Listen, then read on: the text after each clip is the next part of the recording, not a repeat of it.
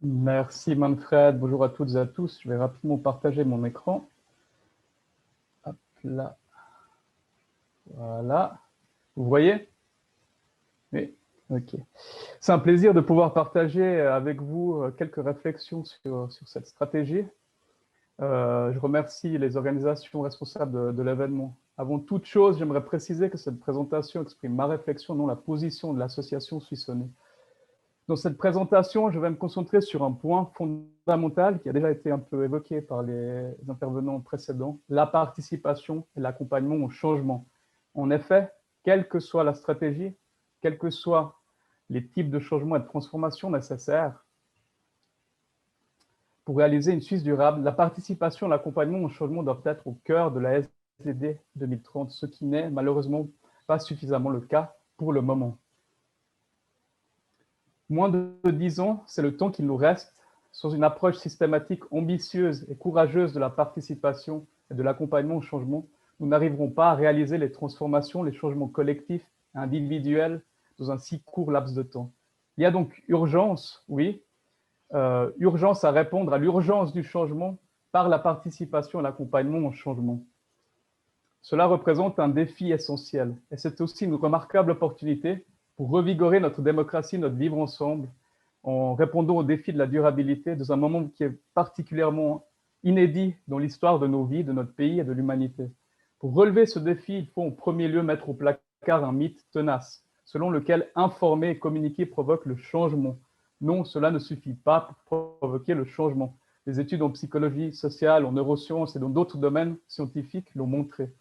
Elles mettent en évidence notamment le rôle des émotions dans nos processus de décision et d'action. Informer ne provoque pas automatiquement la prise de conscience. La prise de conscience, quand elle a lieu, n'a pas pour conséquence obligatoire une action individuelle ou collective. Loin s'en faut. Rappelez-vous, dans vos expériences de vie, professionnelles, familiales, même personnelles, toutes ces occasions où vous avez voulu changer votre comportement, une habitude, après une prise de conscience. Combien de ces tentatives sont restées sans suite? La Covid est un exemple parmi tant d'autres de la difficulté à changer des habitudes, des comportements. Alors la question qui se pose est pour moi la suivante. Comment parvenir à activer la population, les citoyens et les citoyennes, à les rendre véritablement acteurs et actrices des changements, porteurs et porteuses de durabilité dans la SDD 2030? Je formule 3 propositions complémentaires indissociables pour une sorte de SDD 2030+++. Avant de vous présenter ces propositions, j'aimerais juste dire quelques mots sur le projet actuel. La participation et l'accompagnement ne sont pas absents du projet, c'est vrai. Il y a même un point d'appui important, la ligne directrice numéro 5. Mais premièrement, la concrétisation de cette ligne directrice dans le projet n'est pas systématique. Deuxièmement, le projet repose sur des approches essentiellement informatives et communicationnelles. Et troisièmement, le projet présente des lacunes importantes. Cela ne peut donc pas répondre aux défis à relever en termes d'urgence de la participation et de l'accompagnement au changement.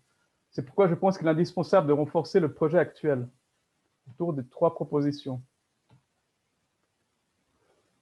Ici, je me contenterai de donner quelques éléments et je me réjouis de pouvoir en discuter davantage dans le groupe. Le premier plus, c'est la reconnaissance de la société civile et des citoyens et citoyennes qui sont déjà engagés et pionniers. Ces milliers de citoyens et d'organisations sont des moteurs du développement durable dans notre pays, dans nos cantons, dans nos communes, dans nos quartiers. Il faut pouvoir mobiliser toutes ces expériences, compétences, innovations, toute cette intelligence collective. Le deuxième plus, c'est l'exemplarité de la Confédération dans la mise en place de processus de participation citoyenne, dont tous les processus relatifs à la SDD 2030. Créer un partenariat pour la SDD 2030 passe aussi par cela. De nombreux pays de l'OCDE ont expérimenté avec succès des dispositifs de participation citoyenne, un exemple à suivre pour la Suisse. Le troisième plus, c'est l'accompagnement au changement dans la mise en œuvre de la SDD 2030.